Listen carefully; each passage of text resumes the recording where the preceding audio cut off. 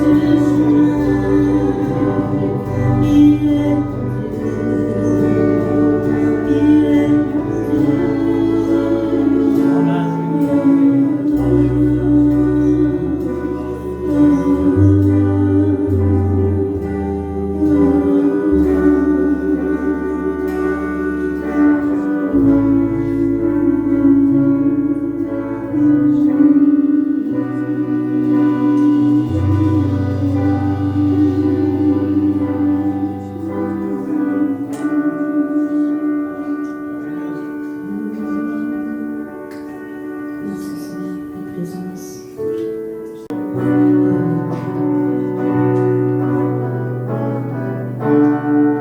savez, le Seigneur nous appelle de marcher dans l'inconnu.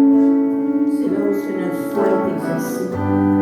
Lorsqu'on ne comprend pas, lorsqu'il nous demande juste d'obéir et de faire confiance, de mettre notre main dans le Seigneur, notre main dans le Seigneur, et d'aller là où il veut.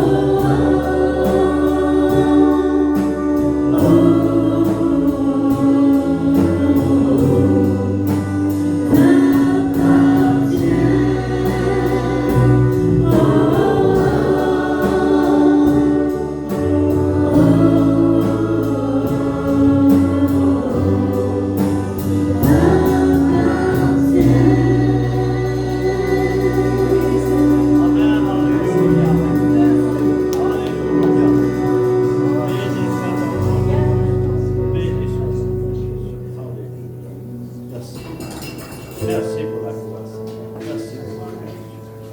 Merci, Seigneur. Alléluia. Alléluia. Alléluia. Me voici à genoux devant toi, j'abandonne tout, j'abandonne tout. Ce désir, alors que tu m'attires, c'est avec toi, c'est avec toi. Je m'abandonne, me voici à genoux devant toi, j'abandonne tout,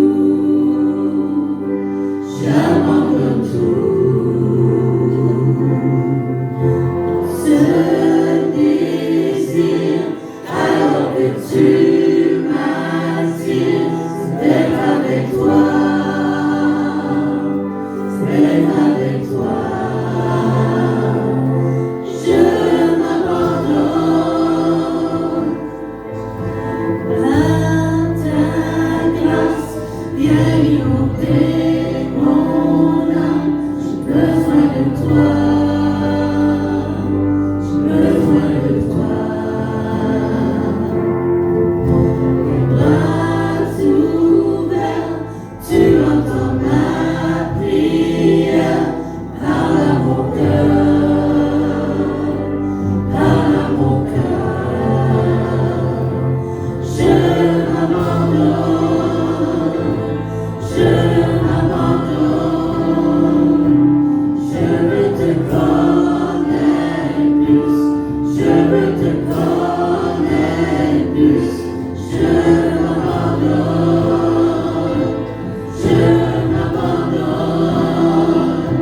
je veux te connaître plus, je veux te connaître plus. Tellement puissant, souffle maintenant, je veux régner en moi. T'es le tout-puissant, révèle mon âme, je veux régner en moi. Tellement puissant, souffle maintenant, je viens régner en nous. T'es le tout-puissant, révèle nos âmes, je viens régner en moi.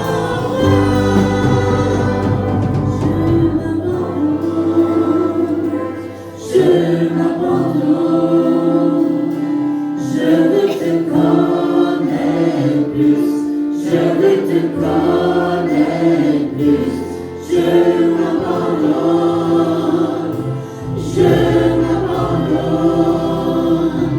je veux te connaître plus, je veux te connaître plus.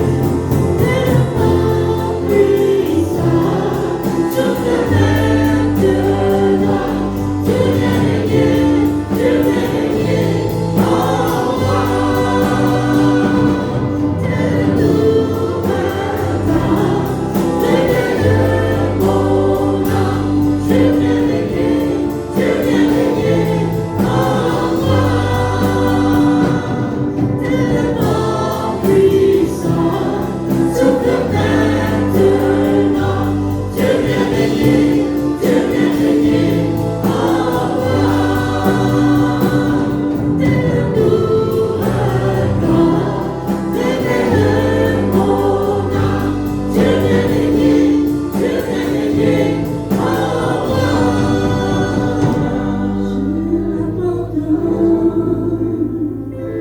Je m'abandonne, je veux te connaître plus, je veux te connaître plus, je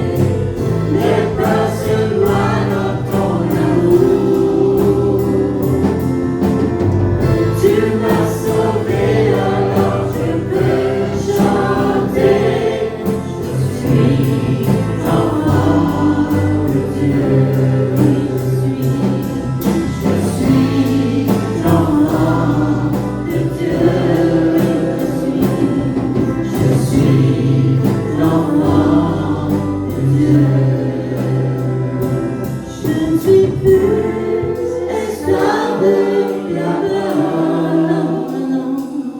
Je suis enfant de Dieu.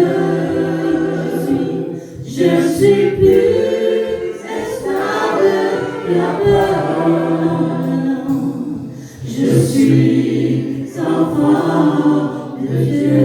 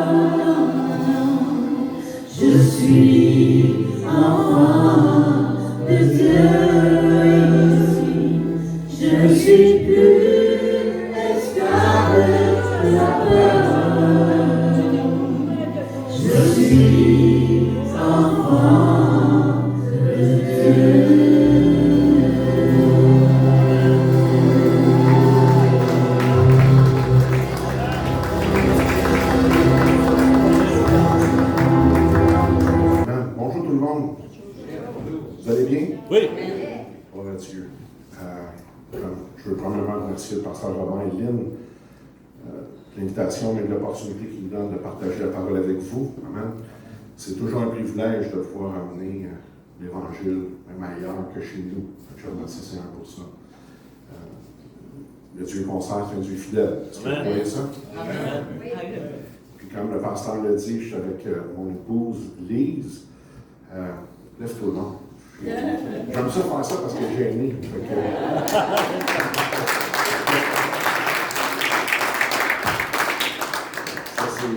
Ça, c'est la chanceuse. Fait que ça va faire 38 ans cette année qu'on est ensemble. C'est bon, c'est ça. Ça nous a bénis avec 4 enfants. Merci Seigneur pour la famille. Ils sont âgés entre 26 et 14 ans. Ça se promène là-dedans. Notre plus vieille va se marier cet été. Merci Seigneur pour tout ça. Amen. Que je me grâce à Dieu pour le privilège qu'on a de lui appartenir et de le servir aussi. Comme le pasteur Robin l'a dit, mon nom c'est Yvon Stabili, je suis le pasteur de l'Église vivante de Christ à la Chine. On est une église multiculturelle, on a 27 nations représentées dans l'Église. Donc nos cultes se font en 3 langues, en anglais, en français, en espagnol. On a des gens d'Afrique, d'Amérique du Sud, d'Europe, une coupe du Québec. C'est mélangé. Et puis on est aussi une église missionnaire. Donc le Seigneur nous a ouvert les portes. On supervise 300 églises à Cuba. On a des églises au Bénin, en Côte d'Ivoire, au Cameroun, en Inde, au Pakistan, au Venezuela, en Colombie, une mission en République dominicaine, un orphelinat en Haïti. Ça ressemble à ça. Donc, mais tout ça, c'est la grâce de Dieu. Amen. Et tout ça ne dépend pas de la grandeur de l'Église non plus, parce qu'on n'est pas une Église de 100 000, on est peut-être 120 personnes à l'Église. Ce qui compte, c'est le Dieu qu'on sert. Amen. Puis la réponse quand le Seigneur nous appelle. Des fois, les gens me demandent comment tu fais pour faire ça. Je ne le fais pas. C'est ça l'affaire. Je ne le fais pas. Je laisse Dieu le faire. Amen. Parce que tout ce que j'ai à faire, c'est d'obéir. On va en parler un petit peu tantôt. Et ça, c'est important. Mais je rends grâce à Dieu parce qu'il nous utilise et puis on voit vraiment sa main qui agit. Puis ce matin, on est à Berthierville. Gloire à Dieu. Amen. Fait que demain matin, comme le pasteur l'a dit, je prends l'avion, je m'en vais en Arctique. Je ne sais pas si vous le savez, mais dans les villages inuits, il y a beaucoup d'églises, beaucoup de chrétiens qui sont là. Il y a une grande conférence cette semaine qui s'appelle Bible Conference. Fait que je m'en vais là-bas pour prêcher l'Évangile, principalement aux pasteurs et aux leaders des communautés. Donc, c'est aussi un privilège, je remercie le Seigneur. Puis là-bas, ils ont des vraies grandes églises. Okay? Des vraies grandes églises. À Montréal, autour, on a des églises de 3000, des églises de 4000. Mais je vous le dis, ce n'est pas des grandes églises. Pourquoi? Parce qu'il y a plus qu'1 million de population. Fait que 4000, d'une population d'1 million, c'est rien. Mais en Arctique, je vais dans un village où il y a 600 personnes, ils ont construit une église de 1000 places, ils ne sont pas capables de contenir tout le monde. Amen. Ça, pour moi, c'est une grande église. Amen. Parce qu'il y a plus que 100% de la communauté qui est dans l'église. Amen. C'est quelque chose. Hein? Oui, mais Et le Seigneur bouge tellement là-bas par son esprit que même les églises anglicanes nous demandent d'aller prêcher dans leurs églises. C'est bon, hein? L'Église catholique n'est pas beaucoup présente dans le Grand Nord, fait qu'il y a beaucoup d'anglicans et puis il y a des évangéliques.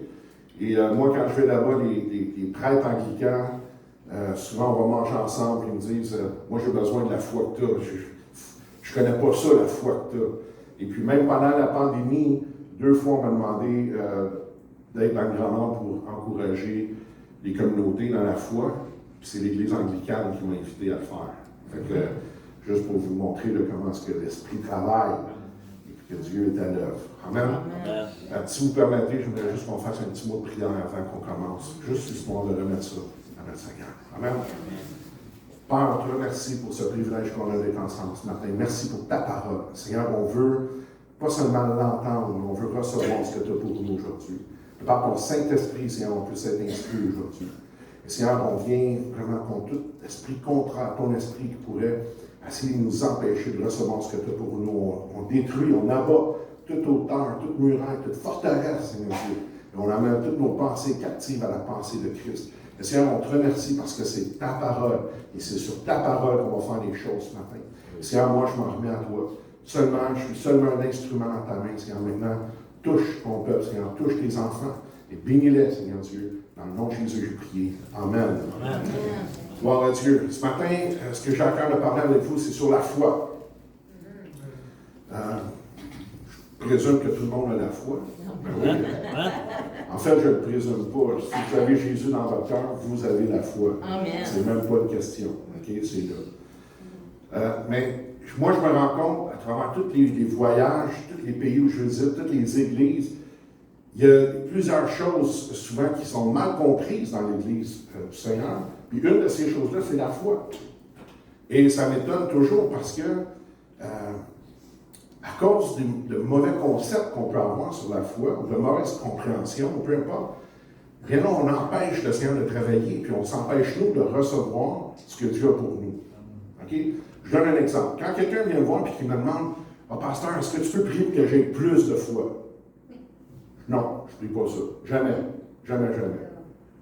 Pourquoi? Je vais poser une question. Est-ce que ça se peut que Dieu fasse une erreur? Non?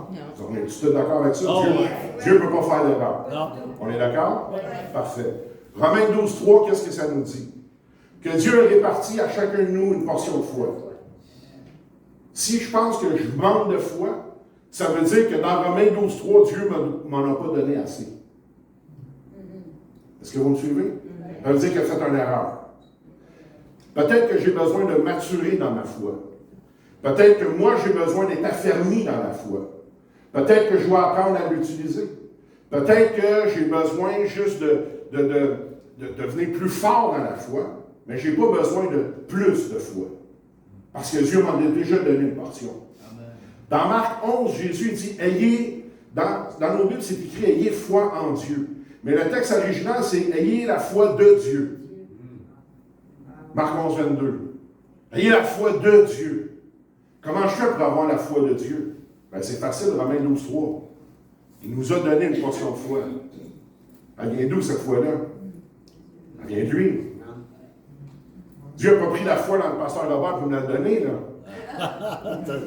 Puis dis-toi, trouve-toi-en une. Non, c'est pas ça qu'il a fait. Il a pris de ce qui est à lui puis il nous l'a donné. C'est ce que Jésus nous enseigne. Jésus nous dit, tout ce que j'ai, c'est le Père qui me l'a donné.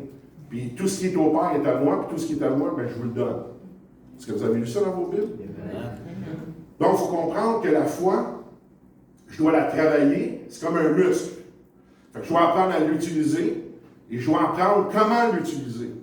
Parce que ça, c'est une autre chose. Parce qu'on a un langage dans nos églises aujourd'hui qui n'est pas nécessairement toujours en ligne avec la parole. On va dire, ah, mais non, voyons, pasteur. Là, je sais que vous autres, vous ne faites jamais ça. Là. Je veux juste informer qu'ailleurs. C'est dans l'Ouest, c'est dans l'Ouest. Oui, c'est ça. Ailleurs, il y a plein de chrétiens qui font ça. OK? Puis je veux que vous sachiez que je n'ai pas toujours compris ça. Ce qui est arrivé, c'est que nous, on a une bâtisse à l'achat. On a acheté une église en 2014. On n'avait pas d'argent pour l'acheter. On n'avait pas. Et c'était une ancienne église unie, puis ils demandaient 1 demi-million pour ça. Puis nous, on avait réussi à ramasser 12 000. C'est pas pire. Mais là, sur le 12 000, il fallait payer l'inspection, un paquet d'affaires, puis finalement, il en restait à peu près plus. Mais on voulait quand même avoir cette place-là parce que l'église grandissait. On ne pouvait pas payer un loyer. L'idée, c'était pas, je veux une bâtisse. L'idée, c'était, ça n'a juste pas de bon sens de payer un loyer. Parce qu'à Montréal, là où on est, les loyers, à cette époque-là, coûtaient 1,50 le pied carré, à part l'énergie. On avait besoin d'au moins 6 000 pieds carrés. Ça fait un loyer de 9 000 par mois. Je vois, ça n'a pas de bon sens de payer ça, là, tout aussi bien d'être propriétaire. Fait qu'on a mis ça devant 5 ans. Et là, on a trouvé cette bâtisse-là. Et plus qu'une bâtisse, à Montréal, j'achète le droit d'être une église. Ben, je ne sais pas si vous le savez, mais sur l'île de Montréal, ils ne donnent plus de permis d'église. Ah. Donc, il y a des églises qui ouvrent, mais ils n'ont pas la permission d'être une église. Là. Ça, il faut comprendre ça. Okay? Donc, ils vont s'appeler centre telle chose, ou peu importe, mais ils ne peuvent plus porter le nom d'église dans un niveau local. La Ville de Montréal refuse de donner des permis d'église. Okay? Non seulement ils refusent de donner des permis d'église, mais en plus, ils facilitent les contracteurs d'acheter les anciennes églises pour en faire des condos, des blocs, peu importe. Fait que nous, quand on a acheté l'église, on a acheté un droit acquis, le droit d'être une église. Okay? Pour moi, ça avait plus de valeur que la bâtisse. Et puis, finalement, faire une histoire courte, Dieu a mis sa main, on a réussi à avoir le bâtiment. Je remercie ça mon comité à l'église parce qu'ils sont aussi fous que moi.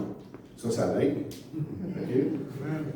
Je sais que ce n'est pas le cas ici, là, mais des fois, les comités, ça marche plus par les chiffres que par la foi. Okay? Puis, je vous donne un exemple. On avait reçu un don des États-Unis d'à peu près 5 000 US. Et puis, il y a une église à Montréal qui s'est fait tout voler. S'est fait voler ses ordinateurs, son projecteur, s'est fait voler des micros, les caméras. Et le pasteur m'appelle en pleurant, puis il dit, pasteur, je ne sais pas quoi faire, on a une conférence en fin de semaine, puis il y a quelqu'un qui a défoncé, puis ils ont tout volé ça à l'église. Ah, je vais te rappeler. Puis moi, j'ai appris une chose avec Dieu. Si ce que j'ai dans ma main, c'est pas assez pour être ma récolte, ça veut dire que c'est ma semence. Amen. Fait que j'ai parlé avec le comité, puis j'ai dit, on a reçu 5 000 $. Lui, il est arrivé ça. On va prendre les 5 000, on va le semer, on va le donner à eux autres. Puis là, il y a quelqu'un qui me dit, ouais, mais c'est parce que l'idée, pasteur, c'est qu'on ramasse de l'argent. Je dis, je suis d'accord, c'est ça qu'on va faire. La meilleure façon pour ramasser de l'argent avec Dieu, c'est de semer. C'est pas d'en mettre de côté. Peut-être que ça a l'air fou, mais c'est ça pareil. Donc, j'ai appelé le pasteur, on lui a donné les 5 000 $. Il a été capable de tout racheter avant la fin de semaine, il a eu sa conférence. Puis 2 semaines après, on a reçu un don de 40 000. Wow! Merde! Tu comprends? Finalement, on a acheté la bâtisse. On a acheté ça, 1 demi-million. Aujourd'hui, la même bâtisse vaut 5,3 millions. Puis quand on a acheté ça, il y en a qui ont, dans l'église, Je sais encore une fois que vous n'êtes pas comme ça. Okay? Et malheureusement, c'est arrivé dans la mienne. Les gens, au début, étaient là, oui, on achète ça, puis oui, c'est Dieu. Là, parce que ça commençait à prendre un peu de temps. Là, pasteur, t'es sûr que c'est le Seigneur? Puis là, c'est rendu à 3-4 mois, peut-être pas Dieu. Puis à 5 mois, il y en a qui disent, ah, le pasteur, il a les yeux plus grands que la panse, il voit trop grand. Puis au 6e mois, il y en a qui ont commencé à quitter, puis au 7e mois, on l'a eu. Puis aujourd'hui, les mêmes qui faisaient ça, aujourd'hui, ils disent, ah, toi, t'es un homme de foi, un homme de vision. Seigneur. Pas facile. Gloire à Dieu. Ça fait partie de ce que c'est. Donc, on achète, on commence à rénover. On est rendu à plus de 700 000 $ de rénovation dans cette bâtisse-là, sans dette. Parce que Dieu pourvoit. Puis un jour, je suis assis dans l'église, puis le sanctuaire a plus de 200 ans. Fait qu'on a des grands bancs de bois, puis je suis assis dans un banc de bois en avant. Il y a des pasteurs qui viennent visiter tout ça, voir qu'est-ce que Dieu a fait. Et puis, ce pasteur-là me dit, Yvon, c'est beau tout ce que vous avez fait par la foi. Je suis assis dans le banc, puis j'ai cette réflexion-là. Je me dis, man, je suis tellement fatigué, parce qu'on a travaillé tellement fort. Je dis au Seigneur, si c'est ça, vivre par la foi, viens me chercher tout de suite, parce que je ne t'offrerai pas la rente, c'est sûr. Puis j'ai vraiment cette réflexion-là. Seigneur, viens me prendre, parce que moi, si tu veux, je vive de même le reste de ma vie. Il n'y en a pas question. Je ne suis pas capable de faire ça. Tout d'un coup, l'Esprit me parle. Il me dit, c'est parce que tu ne le reçois pas. Puis là, je me redressais sur mon banc, puis je commence à avoir hâte qu'eux autres qui partent. Parce que je veux prier, je veux être devant Dieu, parce que je veux que le Seigneur me parle. Et le Seigneur commence à me parler, puis il m'emmène dans les Écritures, puis il me fait réaliser une chose. Souvent dans l'Église, puis dans nos vies, on va parler comme ça, on va dire, on va faire ça par la foi. On va faire par la foi. On a fait ça par la foi. Et Dieu a commencé à me parler et à me dire, la foi que j'ai mise en vous, elle ne vous sert pas à faire. La foi n'est pas là pour faire. La foi est là pour recevoir. Je fais, oh, explique-moi, Seigneur. Je veux comprendre. Je commençais à étudier et à chercher plus en profondeur. À laisser, je vais vous dire comme ça, de côté ma religion. Depuis que moi j'étais au Seigneur, on m'avait enseigné qu'il fallait que je fasse par la foi. Et là, l'Esprit me dit non, tu vas recevoir. La foi que je t'ai donnée n'est pas là pour faire, elle est là pour recevoir. Et je commençais à juste penser, juste concrètement, penser au salut. Qu'est-ce qu'on a fait pour être sauvé? Rien. On l'a reçu, le salut. Quand on prie pour quelqu'un qui est malade, qu'est-ce qu'il fait pour recevoir la guérison? Rien. Il n'y a rien à faire. Sa foi rentre en action, puis il reçoit ce que Christ a déjà accompli à la croix du Calvaire. Amen. Vous n'avez pas lu à propos de la maladie qui dit que par ses meurtrissures, il nous a guéris. Ça, c'est au passé composé. Ça veut dire que ce n'est pas quelque chose qui est à faire, mais c'est quelque chose qui est déjà fait. Amen. Tout ce que j'ai à faire, c'est de recevoir, d'utiliser toute la foi que Dieu a mis en moi pour croire et recevoir que par ses meurtrissures, je suis guéri. Est-ce que vous comprenez? De la même façon que quand je vais devant le Seigneur et je lui demande pardon pour mes péchés, qu'est-ce que je peux faire d'autre que de recevoir le pardon? Il n'y a rien d'autre que je peux faire. Quand je demande à Christ de me pardonner parce que j'ai manqué, qu'est-ce que je peux faire d'autre? Par la foi, qu'est-ce que je fais? Je reçois ce pardon-là. La condamnation ne peut pas prendre place en moi. Amen. Est-ce que vous comprenez? Amen. Est-ce que vous me suivez jusque-là? Amen. Puis là, je commençais à dire, oh Seigneur, mais qu'est-ce que ça veut dire d'abord, tu sais, tout ce qu'on a fait jusqu'à maintenant? Et là, j'ai compris qu'il y a deux concepts qu'on mélange. Le fait de recevoir, l'autre chose, obéir. Je vous donne un exemple, dans la parole, une histoire que vous connaissez. Tout le monde sait que Pierre a marché sur les eaux. C'était quoi la première action de Pierre? Ça n'a pas été de faire. Il y a eu la peur. Mais sa première action, ça a été d'obéir. Oui. Parce que qu'est-ce qu'il a fait? Allez lire le texte. Il a dit à Jésus, si c'est toi, ordonne que j'aille vers toi. C'est ça, c'est pas ça? Oui, c'est ça. Et qu'est-ce que Jésus a dit? Viens. Pierre, là, s'il n'aurait pas obéi premièrement, jamais il aurait marché ses eaux. On n'aurait même pas cette discussion-là aujourd'hui. Il a dû premièrement obéir à ce que Christ lui a demandé de faire. Et souvent, nous, On veut utiliser notre foi, mais sans nécessairement obéir à ce que Dieu nous demande de faire.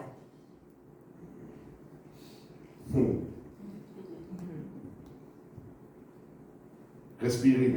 Là. Je vais vous donner d'autres occasions de vous étouffer tantôt. Et ça, souvent, c'est la conception qu'on a des choses.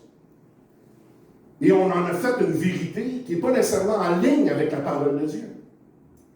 Puis on marche de cette façon-là. Puis on se demande comment ça se fait qu'on n'a pas le résultat qu'on devrait avoir. Pourquoi on ne voit pas ce que la Bible dit? Dans toutes nos vies, tout le temps. Tantôt, il y a un chant qu'on a chanté qui disait que je crois dans les miracles, que le Dieu, c'est un Dieu de miracles. Est-ce que vous croyez dans les miracles? Amen. Moi, je crois dans les miracles parce que je crois en Dieu. Amen. Le Dieu que je sers, c'est un Dieu de miracles. Ça veut dire que quand un miracle arrive, je ne suis jamais surpris. Pour vrai, je vous dis, je ne suis jamais surpris quand il y a un miracle. Pourquoi? Parce que je m'attends à voir des miracles. La seule chose qui me surprend, c'est comment Dieu fait les choses. Ça me surprend toujours. Ça, il n'est pas. Je vous donne un exemple. L'année passée, vous avez été un outil dans la main de Dieu pour un miracle. Parce qu'on était au Venezuela, le Seigneur m'avait mis à cœur de nourrir les gens dans toutes les places où on irait prêcher. Et votre Église a fait une semence là-dedans.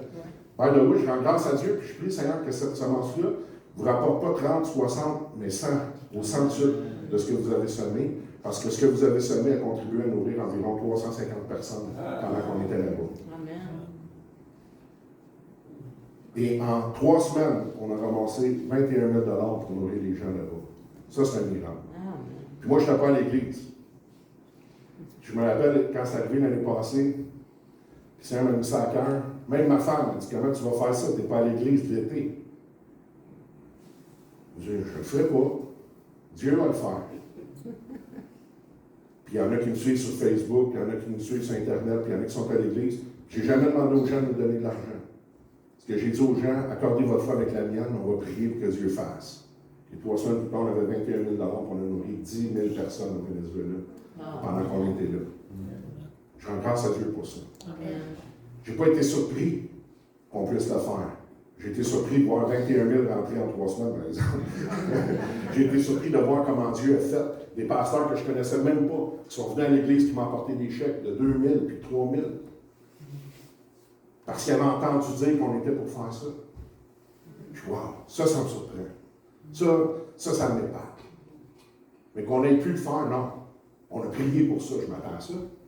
Est-ce que vous comprenez? Amen. Non, ma foi ne me sert pas à recevoir, à faire, pardon, mais elle me sert à recevoir.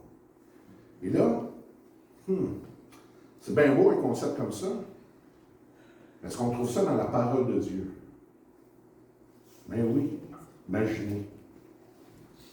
Tournez avec moi dans le livre d'Hébreux. Hébreux 11.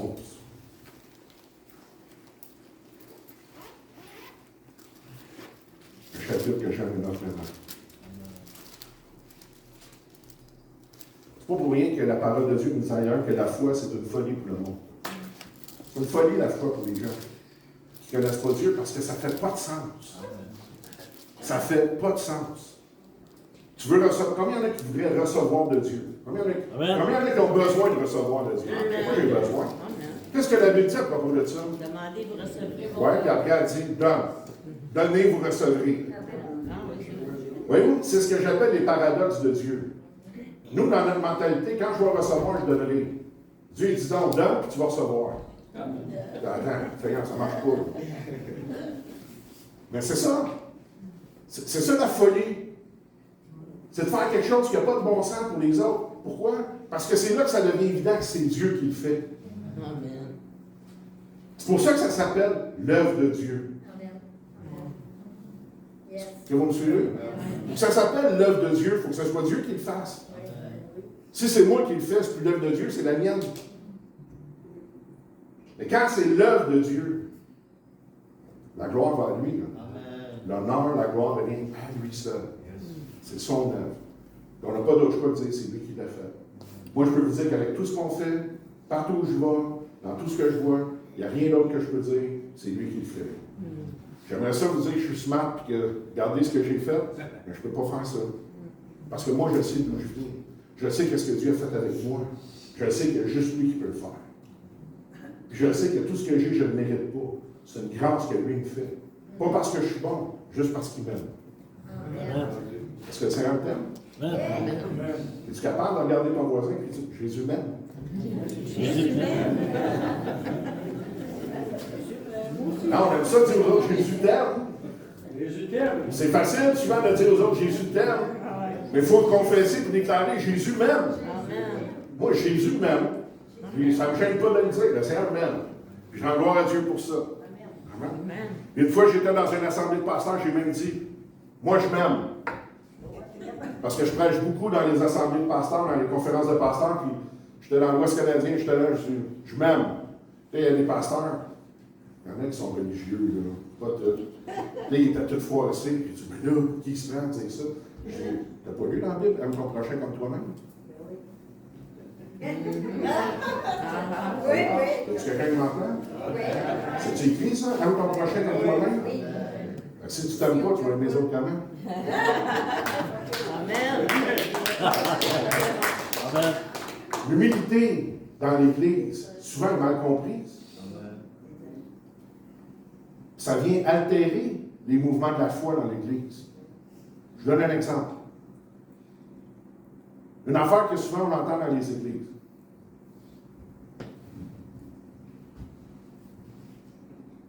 On est des pécheurs sauvés par grâce. Merci Seigneur. J'ai une petite nouvelle pour toi. Trouve-moi ça dans la Bible. Si tu es un pécheur, tu n'es pas sauvé. On va commencer avec ça. Là, ça brasse votre religion, ça ne me dérange pas. OK? Mais comprenez. 1 Jean, chapitre 3, verset 1. Qu'est-ce que ça dit? Voyez quel amour le Père nous a témoigné pour que nous soyons appelés quoi? Enfant de Dieu. Pécheurs sauvés par grâce? Non. Enfants de Dieu et nous le sommes. Amen. Amen. J'étais un pécheur. Le Seigneur m'a sauvé. On l'a même chanté tantôt. Je suis enfant de Dieu. Vous avez chanté ça? Amen. Je suis pas fou, là, vous avez chanté. Oh, ouais. Vous avez dit, tu es esclave de la peur, je suis enfant de Dieu. C'est ça que vous avez chanté. Comment tu peux chanter d'un côté, je suis enfant de Dieu, puis de l'autre bord, dire, je suis un pécheur sauvé par grâce? J'étais un pécheur. Christ m'a sauvé. Je suis un enfant de Dieu. Amen. C'est quoi la différence? C'est quand j'étais un pécheur, je vivais dans le péché. Aujourd'hui, je ne vis pas dans le péché. Je peux commettre des péchés. Ça arrive.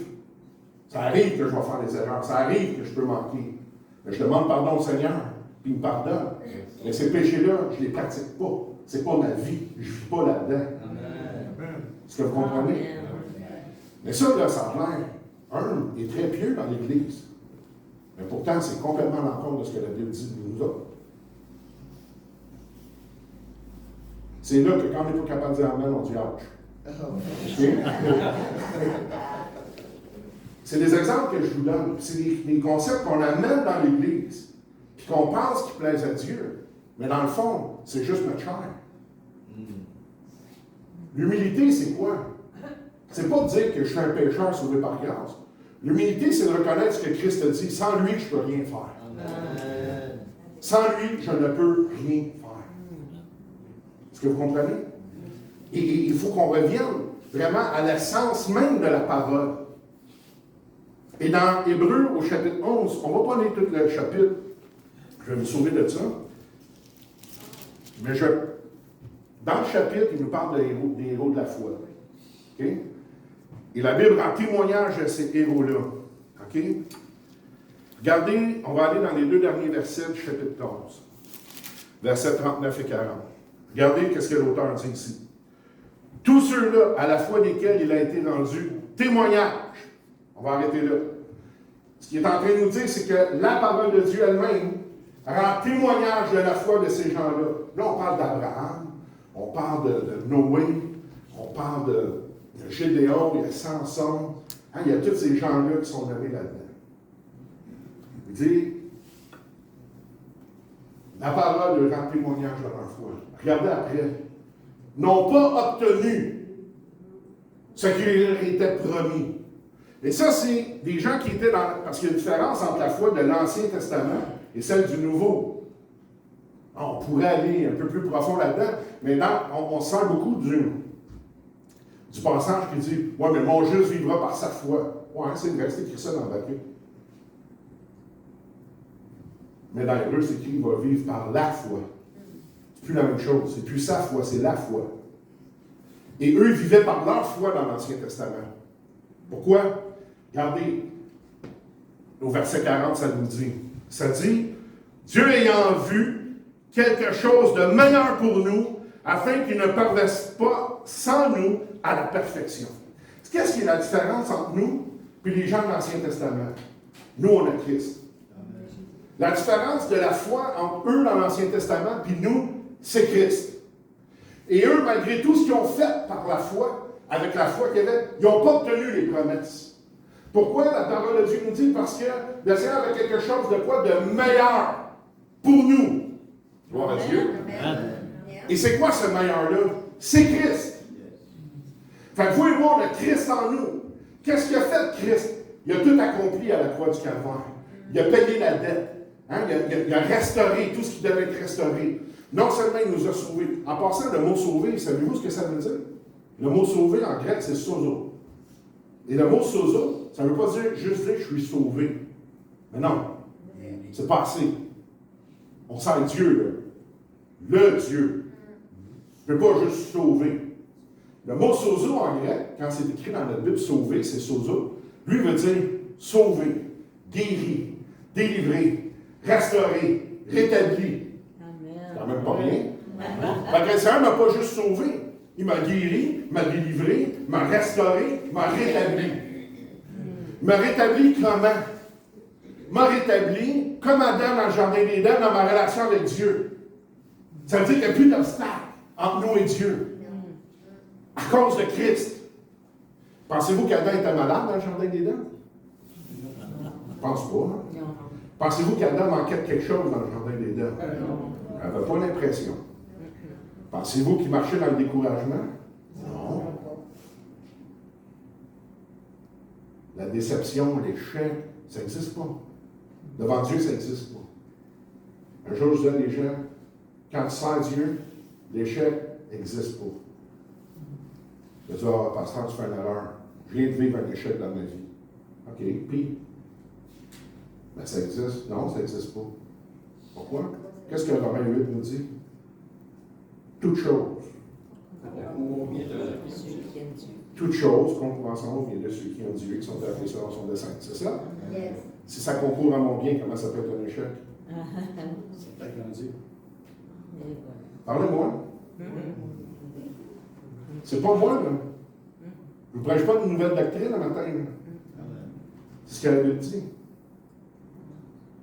Donc, si ça concourt à mon bien, comment ça peut être un échec? C'est un échec quand j'enlève mes yeux de Dieu.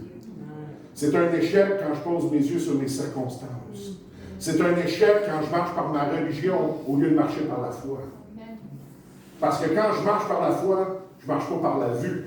Je marche par les choses que Dieu dit. Je marche par les choses que Dieu déclare. Je marche par les décrets que le roi des rois a donnés sur ses enfants qui font partie de son royaume. Amen. Est-ce que vous comprenez? Donc, ma foi, eux ont fait par la foi dans l'Ancien Testament. Nous, on est dans la Nouvelle Alliance, on est dans quelque chose de meilleur qu'eux autres. Où je n'ai pas besoin de faire, mais j'ai besoin de recevoir. Et la seule façon que je peux recevoir, c'est d'obéir et de croire. C'est tout. Combien de fois dans la parole de Dieu, Jésus l'a démontré? Des gens sont venus voir lui. Que veux-tu que je fasse? Hein, Seigneur, que je recouvre la vue. Recouvre la vue. Seigneur, si tu le veux, tu peux me rendre pur. Je le veux. Et t'es pur. Qu'est-ce qu'ils ont fait? Rien, sauf recevoir. Dans l'Ancien Testament, il fallait qu'il amène un bœuf, il fallait qu'il fasse des sacrifices. Il y a même un gars qui a été obligé de plonger sa foi dans le Jourdain, puis il chialait parce qu'il disait « Il est sale, cette rivière-là, comparé à celle qu'on a chez nous. J'aurais bien pu me baigner chez nous en plus. » Non, on n'a pas besoin de faire ça.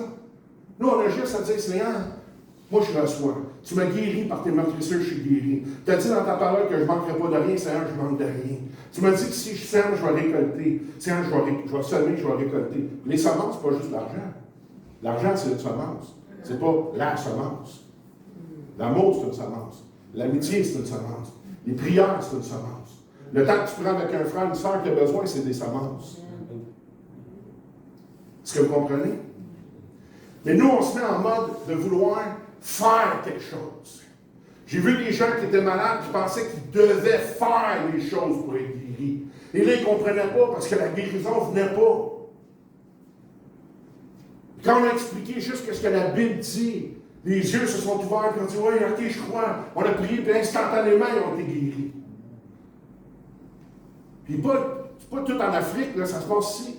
Il y a une dame qui fait partie de notre assemblée qui s'appelle Gerda. On est enregistré, là, fait que je n'ai pas peur de témoigner. Hein. Elle s'appelle Gerda.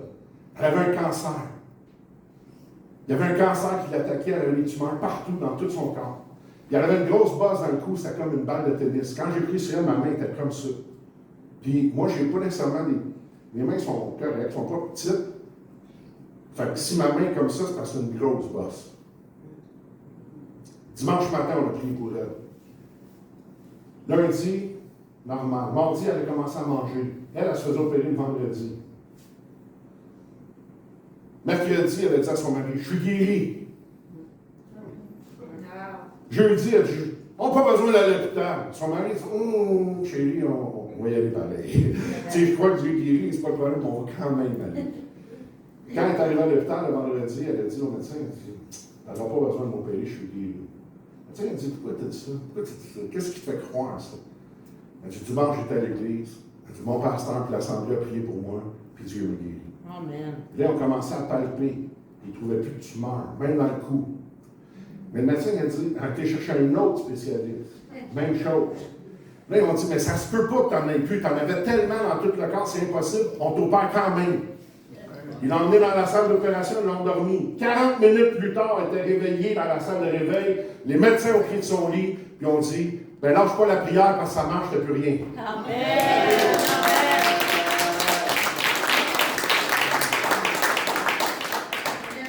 On a un homme à l'église, c'est un ancien Hells Angel. On a une couple de vieux bandits même à l'église. Et puis, si vous connaissez ces gens-là, pas se poser. En tout cas, ils ont une manie, ces gens-là, ils veulent étudier tout ce qu'ils voient, tout ce qui se passe. Parce que, vu que c'est des voleurs et des arnaqueurs professionnels, ils ont toujours l'impression que quelqu'un va les arnaquer. Et on s'en allait faire une œuvre à Cuba, et on avait un grand rassemblement, puis on a fait venir 150 familles de pasteurs à travers toute l'île de Cuba pour se rendre à une place. Il y en a là-dedans, croyez-le ou non, même s'ils vivaient à Cuba, ils n'avaient jamais vu de plage de leur vie. Parce qu'ils habitent dans les montagnes, où il y a des plantations de café, puis ils n'ont pas l'argent pour se rendre là. Donc on les a toutes fait venir là, on leur a même payé des jours de vacances avec leur famille à la plage. Il fallait nourrir tous ces gens-là pour une conférence pendant une semaine. On avait besoin de 35 000 $. Et là, le comité me réunit 3 semaines avant de partir. Il dit, pasteur, on a un problème parce qu'il nous manque 15 000. Puis en plus, tu as commandé 1000 Bibles à 4 $ chaque. J'ai dit, écoutez, je dis, ouais, vous avez raison. Commandez donc 1000 Bibles de plus. Elle m'a regardé, elle m'a dit, attends, tu comprends pas, là. Il manque 15 000. Tu veux qu'on commande 1000 Bibles de plus à 4 $ chaque? Oui, c'est ça. Commandez 1000 Bibles de plus. Vous avez raison. 1000 Bibles, c'est pas assez. On va en commander 2000. Puis là, ben voyons. Là, je dis, voyons, il reste 3 semaines. Tu pensais que Dieu ne fera rien en 3 semaines? 21 jours, vous pensez que Dieu ne peut pas ramasser cet argent en 21 jours? Commandez 1000 Bibles. Ils ont commandé 1000 Bibles. Et on avait un événement à l'église, on a un grand terrain, puis on avait invité la communauté, puis on faisait des hot dogs. Il y a quelqu'un qui me cherchait sur le terrain, puis ce mentor-là, c'est ex-Hells Angel, était assis. Lui, il venait juste de me dire, jamais tu vas ramasser cet argent-là, ça se peut pas. Il dit, l'Église n'a pas cet argent-là, puis c'est impossible que tu fasses ça. Et pendant qu'il me parle, il y a quelqu'un qui m'appelle, pasteur, il y a quelqu'un qui veut te voir. Il y a un homme qui arrive sur le terrain, puis c'est toi le pasteur qui s'en va pas? Oui. Il donne un chèque, 5 000. Juste comme ça. Là, il me regarde, tu ne connais pas. Je n'ai jamais vu de ma vie. Et dans les 3 semaines, on a ramassé tout l'argent et on a fait ce qu'il y avait à Cuba. Là, il était dépassé. Mais ce n'est pas encore assez pour lui, le fait que Dieu est vivant, que c'est un guéri, puis que c'est un agir, que c'est un pourvoi. Il m'appelle à un moment donné, puis il pleure au téléphone. cancer colorectal. Ma réaction, je pars aller au téléphone. Fait que, je vais dire, si vous voulez être consolé, appelez-moi. Fait que je pars aller au téléphone, il dit ça. Puis là, il dit, pourquoi tu ris? Puis je t'appelle, je t'annonce ça, j'ai le cancer, tu ne peux plus rien faire. Puis toi, tu ris au téléphone, moi, je veux pas mourir. Ben là. Puis là, je dis, non, c'est drôle, c'est juste drôle. Je remercie le Seigneur, qu'est-ce qu'il fait? Comment tu peux remercier le Seigneur parce que j'ai un cancer? Non, pas parce que tu as un cancer. Je ne rends pas grâce à Dieu parce que tu as un cancer. Je rends grâce à Dieu parce qu'il va se servir de ça pour te montrer qu'il est vivant. Amen. Et j'ai prié pour lui. On a prié ensemble. Quelques semaines après, ils ont repassé les examens, puis on dit, écoute, on ne sait pas ce qui est arrivé, mais t'as rien. On ne comprend pas. On regarde les premiers tests qu'on a faits, c'est là, c'est évident que c'est là. On regarde les tests qui sont là, il n'y en a plus. Il n'y a rien. On ne comprend pas. Là, il a commencé à croire que ça existait, là, que Dieu, ça se pouvait qu'il guérisse. Puis voyez-vous, il n'a rien fait, lui, pour avoir la guérison. Tout ce qu'il pouvait faire, c'est le recevoir. Puis là, il a cru parce qu'il n'y avait pas d'autre espoir. Amen. Il a cru parce qu'il n'avait plus le choix. C'était ça ou il meurt. Fait qu'il n'y a plus rien à perdre, fait que je vais croire. Puis finalement, il est guéri. Est-ce que vous comprenez? Donc, la foi, aujourd'hui, elle ne nous sert pas à faire, mais elle nous sert à recevoir. Et aujourd'hui, souvent, beaucoup, les chrétiens, ils fonctionnent dans l'Église avec cette notion-là qu'ils doivent faire. Il y a des choses que je dois faire. Je dois développer mon intimité avec Christ. Amen. Je dois lire sa parole. Je dois prendre le temps de chercher sa face. Ça, je dois faire ça. Je dois entendre sa voix. Je dois obéir à ce qu'il me demande de faire. Même si ça n'a pas de logique, même si ça n'a pas de bon sens dans ma tête, même si tout dit le contraire, ça n'a juste pas d'allure. On reçoit un prédicateur à l'Église et il amène une prédication sur la peur. En fait, c'est mon mentor. Et il prêche sur la peur. Il explique ça. Puis pendant nous, on commence les rénovations de l'Église. Puis on n'a presque pas d'argent, mais on a réussi à avoir un peu, mais on n'a pas beaucoup. Puis les gens, ils veulent le faire, mais en même temps, on n'a pas les moyens de le faire. Puis on a réussi, on a à peu près 10 000 $ de côté, puis j'écoute qu'est-ce que le prédicateur prêche. Puis je dis, vous savez, dès qu'il finit de prêcher, la réunion finie, je veux voir le comité dans l'autre salle, de l'autre côté, tout de suite. Fait que tout le comité vient dans l'autre salle. Qu'est-ce que vous pensez de la prédication qu'on vient d'entendre? Ouais. C'est quand même parle.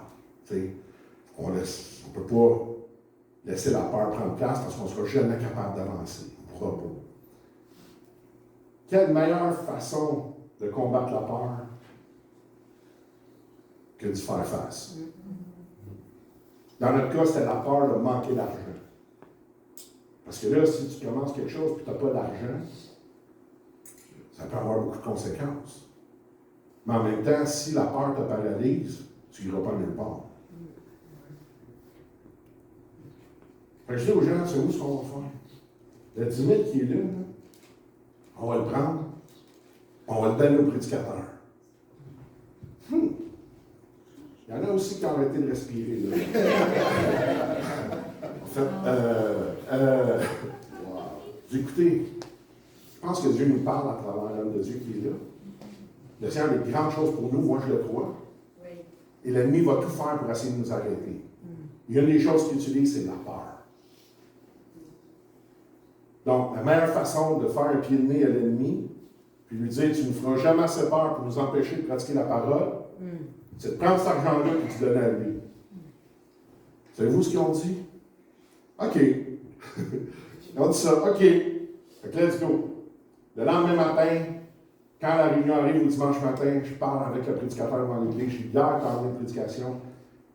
Tout le comité, on est d'accord. D'accord que Dieu nous parle à travers toi, qu'on ne veut pas être pris dans la peur. Puis ça, c'était pas les offrandes qu'on avait pris pour lui, là. C'était à part. Tu vois, voici, on veut s'amener 10 000 dans ton ministère. Parce qu'on reconnaît que Dieu nous a parlé, et on veut pas être paralysé. Dans cette même année-là, On a mis plus de 150 000 $ de rénovation dans la bâtisse avec 0 sous de dette. Amen. Ça, c'est 15 fois qu'est-ce qu'on avait de côté. Est-ce que ça fait du sens pour nous? Yes. Pas si t'es comptable. Non. Mais est-ce que ça fait du sens pour Dieu? Yes. Absolument. Yes, absolument. Et la trésorière de l'Église, c'est une comptable. Puis elle a appris, je remercie Seigneur pour ça, parce qu'elle lève de côté ses mathématiques pour prendre la foi. Puis au début, je me rappelle, quand on a acheté la bâtisse, il nous restait 130$ dans le compte de banque qu'on a sorti du notaire. Puis on avait payé l'hypothèque et le loyer de l'autre place où on payait. Puis là, elle pleurait, puis elle me disait, j'espère que Dieu t'a parlé, parce que là, on n'a plus d'argent, je ne sais plus quoi faire, j'ai mal au ventre. J'avais mal au ventre pour rien. J'ai dit, laisse faire, Dieu va agir.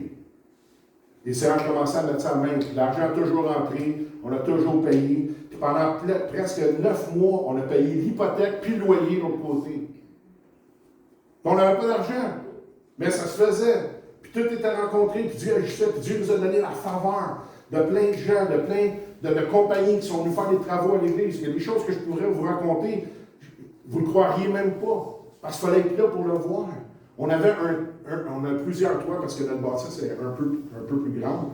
Fait qu'on avait un toit qui devait être refait, puis on avait la banque alimentaire. Puis il y a des gars qui sont venus avec une famille qui venait chercher de la nourriture, puis ont vu que l'eau rentrait. Les gars, ils ont dit, on va t'aider. Paye les matériaux, puis on va faire la job. Juste le coût des matériaux. Je ne suis pas trop pour faire ça. Moi, je m'en vais sur la Côte-Nord. Je suis dans le bois. J'étais parti à la chasse. Moi, j'aime ça, la chasse. C'est biblique, hein? N'oubliez pas. Dieu a dit, tue et mange. Moi, je tue puis je mange. J'étais dans le bois, puis pas joignable. Et ça a donné que j'ai tué. Hein? Et quand je suis sorti du bois, je regarde sur mon téléphone, je vous le dis, là, ma femme a dû essayer de m'appeler 30 quelques fois, puis ma mère aussi, parce que ma mère est à l'église aussi. Je dis, il se passe quelque chose. Fait que j'appelle, je parle à ma femme, elle dit, bon, ils n'ont pas réparé le toit, ils l'ont enlevé. Je dis, comment ils ont enlevé le toit? Ils devaient faire une patch. Hein? Un petit carré à réparer. Non, non. Elle dit, ils ont tout enlevé. Il n'y en a plus, ils ont enlevé le toit. Là, moi, je suis à peu près à 9 heures de route. Là, je dis, vous signez rien. Vous signez aucun papier, vous ne faites rien. Je m'en viens. J'arrive à Montréal et je monte sur le toit. Ils ont tout refait. Tout le toit au complet. Flamant neuf. Ils n'ont pas juste fait comme le bardeau, la membrane. Non, non, non. Ils ont arraché, ils ont fait tout ça en gros plywood. Ils ont tout fait ça en neuf. Ils ont... je voyons donc, qu'est-ce que c'est ça? Fait que j'appelle les gars de la compagnie, puis je lui dis, ben, on va se voir. Les gars arrivent à l'église. Et ces deux, ils ne sont pas chrétiens, là. Et je chante dehors, je vais les voir, je dis, qu'est-ce qui est arrivé? Et là, les deux hommes sont comme ça. Je dis, qu'est-ce qui s'est passé? C'est pas l'entente qu'on a. Et il dit, on ne le sait pas. Comment vous ne le savez pas? On ne le sait pas. Vous ne savez pas ce qui est arrivé. Et ils sont, toutes les deux sont comme ça. Non, on ne sait pas qu'est-ce qui est arrivé. Je dis, comment vous ne le savez pas? Ben, il dit là, on a monté sur le toit pour réparer comme on avait dit, mais on s'est rendu compte que c'était tout pourri. OK? Puis après, ben c'est ça, là on ne sait pas. Je dis, comment vous ne le savez pas? Là, il dit, c'est comme un blackout. Mais dans le blackout, eux autres, ils ont une grosse compagnie, c'est une grosse compagnie connue. Ils ont téléphoné leurs employés, fait venir les camions, fait venir les matériaux, ils ont tout arraché, tout réparé. Puis il dit, une fois que ça a été fini, c'est comme si on s'est réveillé. Il dit, tout était fait. Moi, le temps, voyons donc. Et là, moi, je me mets à rire. Moi, je ris. Tu sais, un peu comme vous faites là, puis je ris. Là, je dis, moi, je le sais qu'est-ce qui est arrivé. Puis là, il y en a un des deux qui me dit, tu vas me dire que c'est le bon Dieu. Là, j'ai dit, vous deux, là, vous êtes des hommes intelligents. Là, c'est sûr, hein, ils ne vont pas dire non. Ben oui. OK, as-tu une autre explication, celle-là? Je vous êtes deux professionnels. Tu montes sur toi et tu me dis que tout d'un coup, tu as un blackout et quand tu te réveilles, tu as appelé tes employés, tu les as fait rentrer la fin de semaine, en plus. Puis vous avez tout arraché, tout ramassé, tout fait, tout refait en eux. Puis là, tu t'es réveillé et tu as réalisé que tu avais fait ça. Sincèrement. Tu penses-tu qu'il y a une autre explication que celle de dire que c'est le bon Dieu? Fait qu'il me regarde. Oh non, je pense pas. OK. Là, je dis, on s'arrange comment? Parce que ça coûte 24 000 de faire ça. Ben, il dit 3 000, c'est correct. Pas de problème, mon ami, 3 000, on paye ça, fini. Un beau toit commercial avec grosse membrane, tout refait en bleu pour 3 000 piastres. Ça, c'est le Dieu que je sers. Amen. Ça, c'est mon Dieu. Amen. Est-ce que c'est le tien? Yes. Savez-vous ce que j'ai fait pour ça? Rien, sauf le recevoir. La chasse. J'étais à la chasse. En plus. Est-ce que vous comprenez? Et quand on lit dans le livre d'Hébreux, et qui dit qu'il y a quelque chose pour nous qui est bien meilleur, il y a une référence, il y a un passage qui vient dans ma pensée, mais je n'ai pas la référence. Peut-être que quelqu'un va pouvoir m'aider. Combien il y en a qui trouvent que Moïse, c'était quelqu'un de grand? Moi, je ne quand même pas payer un gars qui parle face à face avec Dieu. C'est moyen. Abraham, le père de la foi. Ouais. Pas si pire. Isaïe, Ouais. la révélation de Christ. C'est quand même pas rien. Là. On est-tu d'accord jusque-là? Ouais. C'est des grands hommes, là. Noé. Hey, le gars, couple de 100 ans pour passer un bateau, sauf le reste de peu d'humanité que Dieu a sauvé à ce moment-là, avec tous les animaux de la terre. Quand même moyen, comme histoire, c'est pas pire. David. Le psalmiste, l'adorateur par exemple. L'homme selon le cœur de Dieu. C'est quand même pas pire, ça. Hein? Élie, enlever sur un char de feu. Ça aussi, c'est moyen. Hein? C'est quand même pas si pire. Élisée, même mort, depuis longtemps, ils ont jeté un cadavre dans son tombeau, puis quand il a touché ses os, il est revenu à la vie. Ah, ben, c'est quand même pas si pire que ça. Hein, ça a du bon, Qu'est-ce que vous diriez? Si je te dirais, toi, c'est quoi ton nom? Yann. Yann, t'es plus grand que Moïse.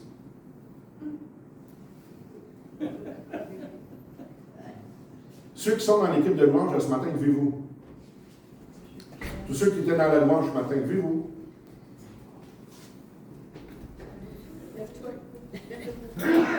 Juste attends. Qu'est-ce que vous diriez, vous autres, là? Ce matin, si je vous dis, vous êtes plus grand que David. Vous êtes capable de recevoir ça ce matin? Amen. Je dis, toi, tu es plus grand que David. Bien. Jésus, il ne voyait pas ça, eux autres. Il y a un doute, hein? Mais je vous le dis, vous êtes plus grand que David. Je vous le dis. Puis vous êtes plus grand que Moïse. Puis vous êtes plus grand qu'Abraham. Là, vous allez dire, attends une minute, là. Je charrie un peu. Pas moi. Jésus. Je vais vous asseoir. Il y a un passage, la référence m'échappe, mais j'ai le verset. Fait que si quelqu'un veut me trouver la référence, voici ce que Jésus dit. Il parlait de Jean-Baptiste. Jésus dit, je vous le dis, de tous ceux qui sont nés d'une femme, il n'y en a pas un Comme Jean-Baptiste. qui est plus grand que Jean-Baptiste. Vous savez le verset que je parle? Mais il dit, le plus petit dans le royaume de Dieu, il est plus grand que lui. Jean-Baptiste était plus grand que tous ces hommes-là qu'on a nommés dans l'Ancien Testament. Puis nous, on est plus grand que Jean-Baptiste. Parce que Jean-Baptiste n'était pas dans le royaume de Dieu encore. Parce que le royaume de Dieu a pris place après. Mais vous et moi, on est dans le royaume de Dieu. Et il y a une chose qui est en nous qui n'était pas en eux. Toi et moi, on a Christ en nous. Abraham n'avait pas Christ en lui. Moïse n'avait pas Christ en lui. Élie non plus. Ni Isaïe. Mais nous, on a Christ en nous. Est-ce que tu as la référence? Matthieu 11, 11. Matthieu 11, 11. Allez lire. C'est pas moi qui le dis. Il y a plus ici que David. Il y a plus que Moïse. Il y a plus qu'Abraham. Il y a nous, avec Christ en nous. Parce qu'on est le temple du Saint-Esprit. Le Seigneur habite en nous. Il n'habitait pas en eux. Est-ce que vous comprenez? Yes. Mais nous, on est là, puis on lit ces histoires-là de l'Ancien Testament, puis on se dit, J'aurais aimé ça, vivre ça, hein? J'aimerais donc ça être là-dedans. Mais tu sais quoi, il y a encore plus ici aujourd'hui. Et la gloire d'aujourd'hui est beaucoup plus grande que celle d'avant. C'est par la foi et seulement par la foi que, pas que je peux faire, mais que je peux recevoir ça et recevoir cette révélation-là. Et c'est ma prière ce matin que tu puisses recevoir ça en toi. Pas simplement entendre ma voix, mais reçois-le aujourd'hui dans le nom de Jésus. Parce que c'est pas quelque chose qu'ils vont te dire, c'est quelque chose que Christ lui-même a déclaré. Est-ce que vous comprenez? Donc ma foi ne me sert pas à faire quelque chose. Eux, ils ont fait par la foi, puis ils n'ont pas obtenu les promesses. Pourquoi? Le Seigneur a quelque chose de meilleur pour nous. Quoi? Nous donner les promesses. Eux, ils ont fait, et parce qu'ils ont fait, nous, on reçoit. Et ta foi n'est pas là pour que tu fasses des choses. Ta foi est là pour que tu reçoives. Maintenant, mets ta foi en action. Comment? Par l'obéissance à la parole de Dieu. Et tu vas voir que ta foi va se fortifier. Et tu vas voir que ça va devenir de plus en plus facile à recevoir les choses d'en haut. Parce qu'il y a une chose que tu vas réaliser. C'est pas toi, c'est lui. C'est jamais à cause de nous, c'est à cause de lui. Je vous l'ai dit tantôt, Jésus dit une chose, sans moi, vous ne pouvez rien faire. Est-ce que vous comprenez? Mais eux n'avaient pas Christ, puis ils faisaient.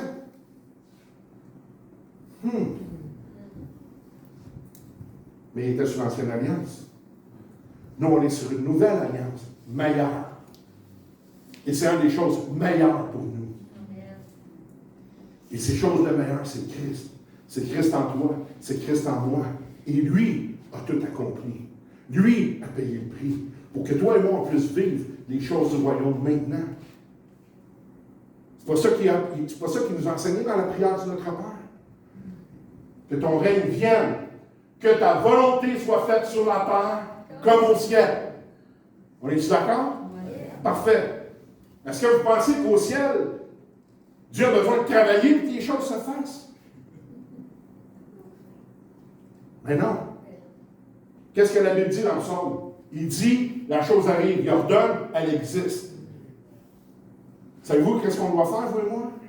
On doit commencer à ouvrir notre bouche et dire. Amen. Pas dire des niaiseries, dire ce que la Bible dit. Amen. Pas dire je ne suis pas capable, je peux pas, je ne crois pas là-dedans, c'est pas grave, c'est pas pour toi, fais-toi-en pas. Si tu ne crois pas là-dedans, tu ne l'auras pas. Casse-toi pas la tête avec ça. Mais commence à déclarer ce que la Bible dit. Amen. Quand tu te lèves le matin et tu as mal aux genoux, oui, mal aux genoux. Non, tu es guéri dans le nom de Jésus. La douleur n'a pas d'affaire dans mon corps. Pourquoi? Parce que Christ m'a guéri. Pas il va me guérir, il m'a guéri. En 2021, pendant la pandémie, puis je vais terminer avec ça. Moi, je vous prêcherais ça toute la journée. Moi, parler de ces affaires-là, il n'y a pas de fin avec ça. Il y a tellement de choses que je peux vous raconter, des miracles que Dieu fait. Mais en 2021, pendant la pandémie, j'ai eu un problème avec mon estomac. Et j'avais une montre, ceux qui connaissent ça, j'ai une montre Fitbit. Et puis, j'étais à l'église de bonne heure le matin. J'arrive à l'église vers 5 heures le matin. Okay? Puis, presque tous les matins, puis je prends le temps de prier, puis je vais devant le Seigneur. Je suis assis à mon bureau, tranquille, tout seul dans le bâtisse. Je suis pas chalé, là. Puis, je me sens un peu mal. Je regarde ma montre, puis là, il y a les battements de mon cœur. Là, ça monte. 148, boum, 70. 150, 80. Là, puis là, mon cœur se promène de même. Je me dis, je pense que c'est pas normal. Je pense qu'il y a quelque chose qui ne marche pas. Et mon médecin, c'est un chrétien. Il passe souvent aux nouvelles en plus. Et puis, j'ai son numéro personnel. Enfin, je l'appelle de bonne heure sur son téléphone. Il ne me répond pas tout de suite. Fait que, je m'en vais à la maison. Fait que, je vais le bar, puis je m'en retourne dans la maison. Et lui, il m'appelle. Donc, t'es où? Là, je dis où est-ce que je suis. J'explique ce qui se passe. Va-t'en à l'hôpital. Va-t'en à l'hôpital tout de suite. OK. J'arrive à l'hôpital. J'explique ça à la personne à l'urgence, puis là, c'est la pandémie, fait que ça prend le masque, toute la gros kit. Fait que, lui, il prend ma pression, il check mon cœur, tout de suite, il m'emmène dans une salle à part, puis il met une jaquette. Faut que je mette la jaquette. Fait que je me change, je mets la jaquette, je plie mon linge, et là, je commence à me sentir vraiment mal. Je tire le rideau, il y a une infirmière qui est là, je dis là, ça va pas, puis là, pour moi, j'ai changé de couleur. Je ne sais pas pourquoi, d'après moi, elle avait peur de me ramasser à terre. Elle dit, mets-toi dans le lit, mets-toi dans le lit. OK? Je ne sais pas pourquoi, mais en tout cas. Donc, Je me couche dans la civière et tout d'un coup, je rentre, un gros choc vagal commence. Et puis, ils me prennent puis ils m'amènent dans une salle d'urgence de trauma. Et là, j'entends le médecin qui crie « On le perd, on le perd ». Il n'arrête pas de crier ça « On va le perdre, on est en train de le perdre, on le perd ». Et les infirmières, et là, je viens tout en sueur. Et ils sont obligés de me mettre comme une intraveineuse, mais ils ne sont pas capables de la faire tenir, ils ne sont pas capables de le coller. Parce que je suis tellement tout tremble. Il n'y a rien qui tient, il n'y a rien qui fonctionne. Puis le médecin, je l'entends. Puis moi, je ne suis plus capable de respirer. Puis je l'entends crier après les infirmières. Puis dépêche-toi, on le perd. Puis il est comme ça, on le perd, on le perd. Et là, tout d'un coup, l'esprit me parle et me dit, je n'ai pas fini avec toi. Puis là, je suis venu. Même, c'est bizarre, je n'étais plus capable de respirer, mais en même temps, je suis vaincant. Ben, le Seigneur me parlait, le reste, on s'en fout. Et là, dans ça, je me tourne. Je ne sais pas s'il y en a qui travaillent en médecine ici ou qui ont travaillé en médecine, là, mais je me tourne vers l'infirmière, je mets la main sur elle, puis je dis, prends l'Ipafix. L'Ipafix, c'est un tape qu'ils ne veulent pas utiliser parce qu'il coûte extrêmement cher. Mais ça colle sur n'importe quoi. Puis 2 fois, j'ai dit, non, calme-toi, prends l'Ipafix. Elle a cherché un rouleau d'Ipafix, puis on était capable de fixer tout ce qui était là, puis tout d'un coup, je suis devenu correct.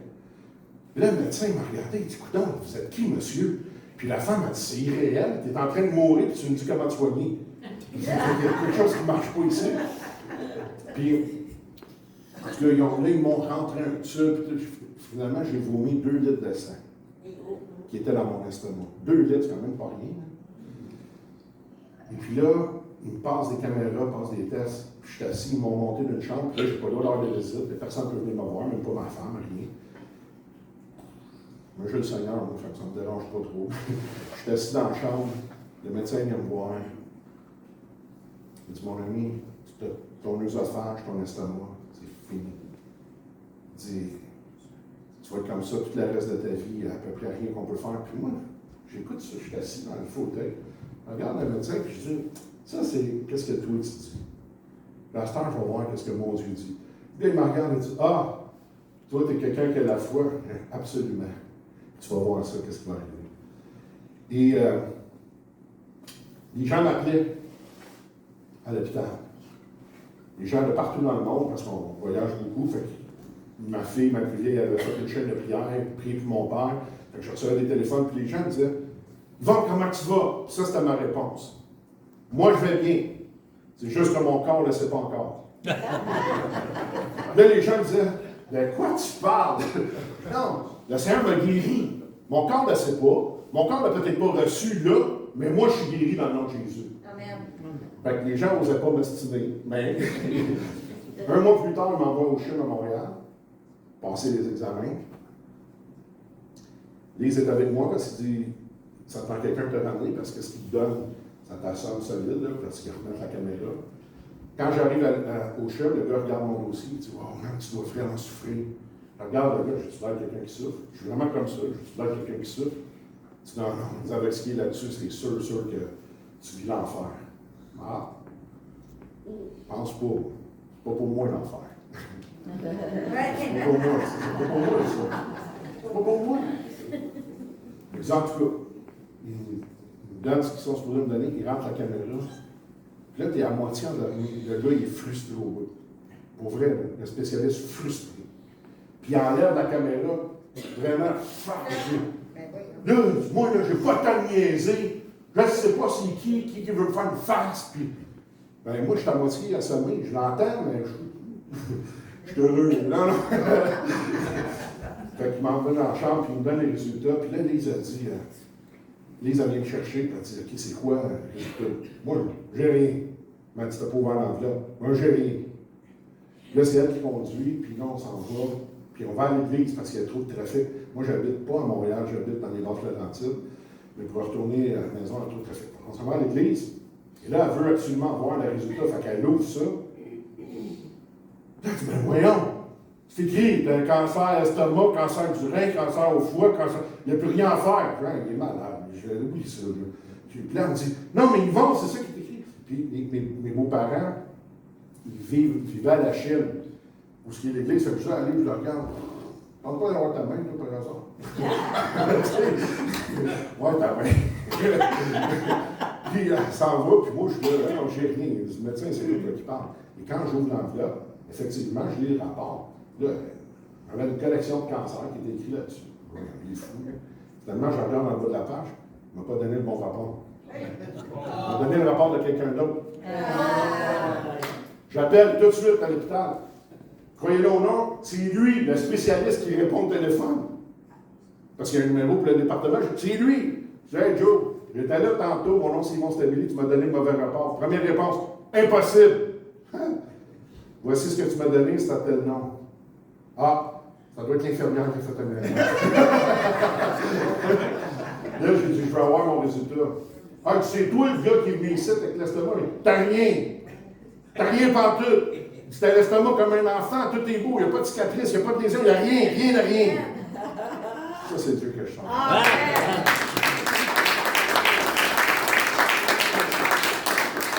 N'oublie pas une chose, le Seigneur va toujours s'accorder avec ta bouche. Je vais répéter ça. Le Seigneur va toujours s'accorder avec ta bouche. Ce que tu déclares, c'est ce que tu vas avoir. Moi, la Bible dit que je suis guéri, je suis guéri. Amen. Mon corps, peut-être qu'il ne sait pas. Ça se peut que ton corps ne le sache pas. Mais par ses meurtrissures, tu es guéri. Pas tu vas l'être, tu l'as été déjà. Est-ce que vous comprenez? Amen. Les besoins, ils sont déjà rencontrés. Pourquoi? Il dit rien ne manque à ceux qui le craignent. C'est ça que la parole de Dieu dit. Le malheur t'atteint, l'Éternel va toujours te délivrer. C'est ça qui est écrit dans les psaumes. Le malheur atteint souvent le juste, mais l'Éternel en délivre toujours. Pas quelquefois.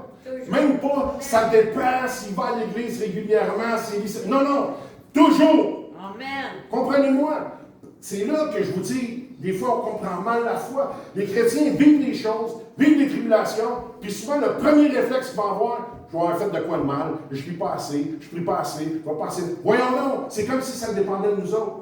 Ça m'est arrivé près de cette semaine, pas avec juste des gens de l'église. Un pasteur m'a téléphoné, il va, on vit telle situation dans notre vie, je pense qu'il y a telle chose que je ne fais pas correct, puis, arrête. Ça ne dépend pas de toi, ça dépend de Christ. Il y a de quoi que tu fais pas correct, ça se peut. Demande pardon, puis pense à d'autres choses. Abandonne ça, puis fais ce que la Bible te dit. Mais le Seigneur ne te guérit pas parce que tu es un bon chrétien. Le Seigneur te guérit parce qu'il t'aime, parce que Christ l'a déjà fait. C'est facile. Est-ce que vous comprenez? Mais nous, là, c'est trop facile. Fait, pourquoi faire simple, hein? Fait que finalement, on va amener de la condamnation, on va amener du jugement, on va voir quelqu'un qui vit beaucoup d'épreuves ou beaucoup de choses, puis en bon chrétien, hein? Après moi, il y a du péché dans sa vie. C'est pas normal. Tout ce qui traverse eux autres. Non, pas parce qu'il y a du péché, c'est parce qu'il n'y a pas assez de monde qui prie pour lui autour. Ça finit là. Voyons-le. On est le corps de Christ. On est la famille de Dieu. Moi, j'ai des enfants. OK? Puis mes enfants, là, même quand ils font des conneries, c'est mes enfants. Amen. Amen. Ils ne parlent pas mon nom parce qu'ils ont fait une erreur. Ils ne parlent même pas mon nom parce qu'ils n'ont pas fait ce que j'ai dit. Nous, on est les enfants de Dieu. Amen. Amen. Mon gars, il n'a pas besoin de rien faire quand il veut manger, à part d'aller dans le frigidaire. Ah, puis il est bon là-dedans.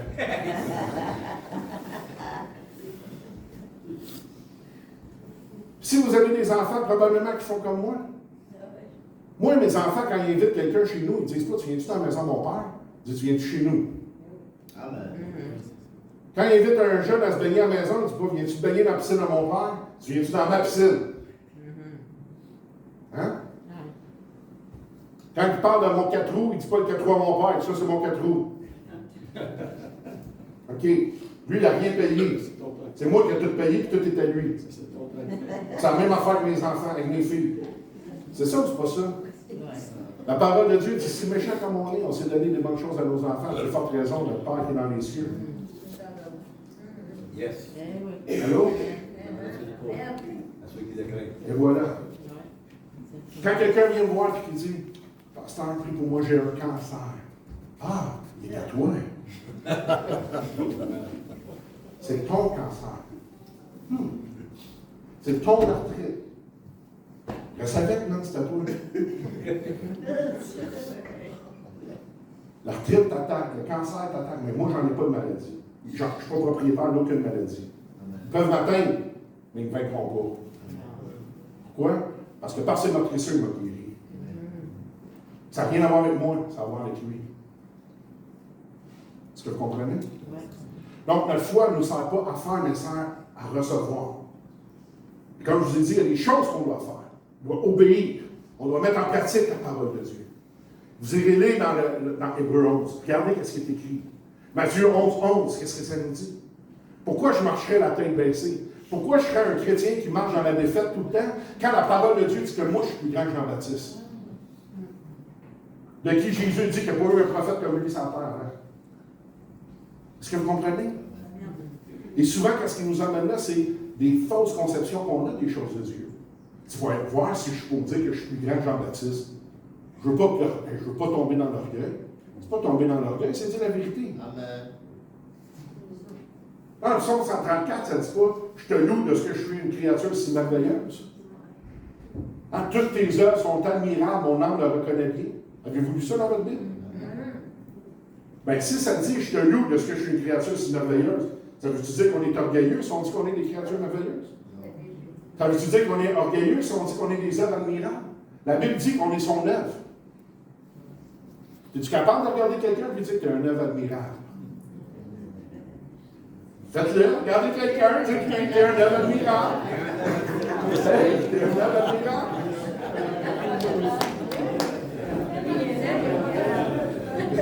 Maintenant, regarde la même personne, puis dis-lui, je suis une créature merveilleuse. Je suis une créature merveilleuse. C'est ça que la Bible dit. C'est ça que la Bible dit. Amen. Il faut juste comprendre. Puis il faut juste se mettre en ligne avec la parole de Dieu. Pas se mettre en ligne avec la religion. Je vais terminer avec ça pour la deuxième fois. Quand Jésus est venu sur la terre, comprenez ceci. Quand Jésus est venu sur la terre,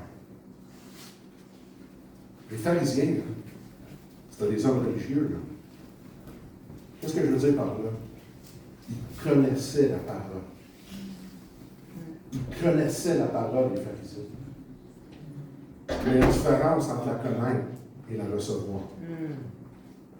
Il y a une différence entre la connaître et la comprendre. Oui, il la connaissait. Il la connaissait. Paul, c'est vrai, quand il a tué Étienne, il la connaissait, sa parole. Mais il ne comprenait pas. Et aujourd'hui, c'est triste, là, mais dans l'Église, on a plein de gens qui connaissent la parole, mais ils ne comprennent pas. Et leur tradition, même à l'époque des pharisiens, était plus forte que la parole vivante qui était devant eux. Le nom de votre Église, ce n'est pas juste un nom, ça c'est une déclaration. Allô? La parole doit être vivante. Amen. Mais la seule façon que la parole prend vie, c'est par l'Esprit. Pourquoi? Parce que la lettre tue, mais l'Esprit vivifie. C'est pas par la lettre qu'on marche, c'est par l'Esprit de Dieu. L'Esprit de la lettre, c'est complètement différent. Comment on peut voir ça? Quand ils ont emmené la femme adultère à Jésus, ils l'ont emmenée avec la lettre, puis il était prêt à la tuer. Jésus, lui, qui était l'esprit de la lettre, il a donné la vie. Oui ou non? Il n'a pas défait la loi de Dieu. Il l'a juste rendue vivante comme elle doit être. Est-ce que vous me suivez? Amen. Donc, dans l'Église, si on veut marcher juste par la lettre, on laisse de côté l'Esprit de Dieu. La seule chose qu'on va faire, c'est qu'on va emmener la mort. Mais nous, on n'est pas appelés à emmener la mort. On est appelés à emmener la vie. Amen. On prêche Christ. Et ça doit se refléter dans ce qu'on fait, dans qui on est, dans nos actions. D'être capable de dire au diable, tu ne feras jamais assez peur pour m'empêcher de mettre en pratique la parole de Dieu. La parole de Dieu dit que par ses meurtrissures, je suis guéri. Voici ce que je déclare. Par ses meurtrissures, je suis guéri. Yes. Des fois, j'assiste à des réunions de prière, puis c'est plus un culte de lamentation qu'une réunion de prière. Des fois, dans l'Église, les gens prient des choses. Voyons, Une journée, il y a quelqu'un, j'étais dans une réunion, puis on dit, pasteur, prie pour la paix dans le monde. Je prie pas ça, moi, voyons donc. La Bible, elle dit même pas ça. Jésus dit qu'il n'est pas venu amener la paix. Puis quand, la Bible elle nous dit ailleurs, que quand dans le monde, ils vont crier paix, paix, paix, c'est là que le vrai trouble va commencer. Je prie pas ça, moi. Comprenez? C'est pas parce que je veux pas la paix. Mais qu'est-ce que la Bible dit? Ça peut être l'air beau, ça peut être l'air spirituel, mais c'est pas biblique. Fait que c'est des prières qui sont mortes. Dieu ne répond pas à ça. Jamais il va répondre à quelque chose qui va rendre compte de sa parole. Ça se peut pas. Je le sais, j'ai essayé. J'ai vécu une situation un jour, là, 25 ans à peu près, 26 ans, 27 ans. L'injustice profonde. Vraiment injustice profonde. Je priais les prières de David. Seigneur, brise dans les dents dans la bouche. Hey, David, c'est dans la Bible, c'est dans la Bible. Donc, je dis, Seigneur, brise dans les dents dans la bouche. Efface même le souvenir de la terre. Mes ennemis, jusqu'à quand, Seigneur? Vous savez quoi, il se passait? À rien. À rien, à rien. Puis un jour, l'Esprit dit, moi, je veux que tu les aimes. Joker. Non, je veux que tu les aimes. Là, je vous dis, ma prière, non. Autant que je priais fort, brise-leur les dents dans la bouche. Je priais, Seigneur. Moi, les amis, Seigneur. Il n'y a rien en moi qui voulait les aimer. La façon qu'ils m'ont traité. Mais ça n'avait plus rien à voir avec moi. Si je voulais servir Dieu, je devais faire ça à sa façon à lui. Amen. Et sa façon à lui, c'était pas en ligne avec ma prière, c'est en ligne avec sa parole. Est-ce que vous me suivez? Jusqu'à temps que j'ai été capable finalement de tout lâcher, puis de crier. OK, c'est un mois de s'aimer, puis là, ça l'a brisé, puis j'ai pleuré. 3 jours après, non seulement tout était réglé, j'ai eu des excuses, j'ai été restauré, puis j'ai fait plus d'argent que ce que j'avais perdu dans ce mois-là. Ça concernait mon travail. Ça, c'est Dieu. Parce que là, c'est en ligne avec Dieu. Amen. Peut-être que vous n'aimerez pas ce que je vais dire, mais tes émotions, jamais vont influencer Dieu. Tu peux mettre le plus d'émotions que tu veux dans la prière, c'est pas en ligne avec la parole de Dieu, ça vaut rien. Est-ce que vous comprenez? Mais souvent, on est là, pris dans nos émotions. Puis on ne comprend pas pourquoi Dieu ne répond pas. C'est simple, c'est parce que ce n'est pas en ligne avec sa parole. C'est comme les chrétiens qui disent, oh, Seigneur, abandonne-moi pas. Pourquoi tu demandes ça à Dieu? Il t'a déjà promis, je ne te délaisserai pas, je ne t'abandonnerai pas. Jésus nous a dit dans Matthieu 28, je vais être avec vous jusqu'à la fin. Tu n'as pas besoin de lui demander de ne pas t'abandonner. Il l'a dit qu'il ne le ferait pas. Ça a l'air beau, mais ça ne vaut rien. Peut-être que ça flatte tes émotions, mais ça ne touche pas le cœur de Dieu. Est-ce que vous comprenez? Bien sûr. Je sais que ça peut être l'air un peu matin. Bon dimanche en passant. Mais il faut que le corps de Christ se réveille. Il faut que les hommes et les femmes de Dieu se lèvent et vivent en ligne et déclarent les choses que la Bible décrète. Amen. Amen. Puis d'être prêt à dire, Seigneur, c'est ça. Seigneur, moi, j'aimerais ça, telle chose. Mais pas ma volonté, la tienne. C'est tout. S'il veut te le donner, qu'il te le donne, gloire à Dieu. Puis s'il ne te le donne pas, gloire à Dieu quand même. C'est là qu'il faut qu'on soit. Parce que le Seigneur a quelque chose de meilleur pour nous. Mais on a simplement qu'à se mettre en position pour le recevoir. Amen. Je me sens avant qu'on termine, si le pasteur me permet, que je peux juste prier pour vous. Oui. Est-ce que vous voulez vous lever? On va prier ensemble, c'est ça qu'on va faire. Moi, je crois vraiment que c'est des choses particulières pour vous. Pour vous comme assemblée, mais pour vous individuellement et pour vos familles. Et ma prière, c'est vraiment que votre foi soit fortifiée ce matin.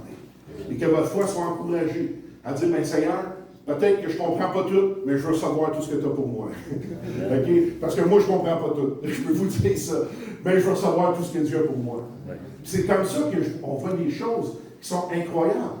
Parce qu'on a cette audace-là de dire, ben Seigneur, même si je ne comprends pas, je le veux quand même. Seigneur, même si je ne vois pas, ben c'est pas par la vue que je marche, c'est par la foi. Puis tu dis que tu prends soin de moi, que je ne manquerai pas de rien, puis rends témoignage de toi-même dans ma vie. Toi, fais-le, Seigneur. Toi, fais-le. OK? Puis, Juste pour vous montrer comment Dieu travaille. Autant dans les finances que dans la santé, que dans les familles. On avait un homme à l'église, mais il est encore là, il s'appelle Brian. C'est un itinérant. Il vivait dans la rue. Il a commencé à venir à l'église. Et là, il m'entendait quand j'enseignais sur les offrandes, les dîmes et les offrandes, les dîmes et les offrandes. Là, à un moment donné, il vient me voir et il dit, Pasteur, je veux faire un témoignage dans l'église. Là, il n'était plus dans la rue, il avait une chambre maintenant. Et je veux faire un témoignage. Là, on trouvait ça cute. OK? Fait que, ben, vas-y, Brian. Et là, il vient devant l'assemblée un dimanche matin, puis il veut témoigner. Moi, je pensais que ce serait levé à sa chaise. Non, lui, il vient en avant, tout est beau, puis il dit, là, il dit à l'assemblée, il dit, vous autres, là, je vous comprends pas. Je sais pas comment vous faites, je sais pas comment vous vivez. Mais tu vois, là, quand j'ai commencé à venir à l'église ici, j'écoutais ce gars-là. Là, je me demandais qu'est-ce qu'il était pour sortir. J'avais un peu peur. Il dit, quand j'ai commencé à venir à l'église, là, il dit, dans l'offrande, je donnais juste des 25 cents. Il dit, à cette heure, je suis capable de donner des 20 piastres. Là, il glorifiait Dieu pour ça. Puis, à tous les matins, à 6 heures, on avait de prière à l'église. Puis, après ce témoignage-là, le matin, il rentre dans l'église, les deux bras dans les airs, il est 6h05. Je suis pas sûr que je suis réveillé. Okay? Mais lui, il rentre dans l'église. Alléluia, c'est cette année. Je dis, OK, Brian, cette année quoi? Il dit, moi, là, dans la maison de chambre où je reste, j'ai témoigné, j'ai dit à tout le monde qu'ils n'en veulent pas. C'est une maison de débauche. Il y a des prostituées là-dedans, il y a du monde qui se drogue. C'est pas une place pour un chrétien. Moi, je suis chrétien, c'est cette année que Dieu me sort de là. Je dis, OK. Je dis, Brian, qu'est-ce que tu vas avoir? Il dit, moi, là, je vais avoir un beau logement avec un grand balcon puis une grande fenêtre. Je dis, OK, viens, on va prier. Le Seigneur t'a entendu, qu'est-ce qu'il a demandé? Je m'accorde avec lui. Qu'est-ce que la Bible dit? Si deux s'accordent pour demander une chose quelconque, qu'est-ce qui arrive? Dieu va le donner.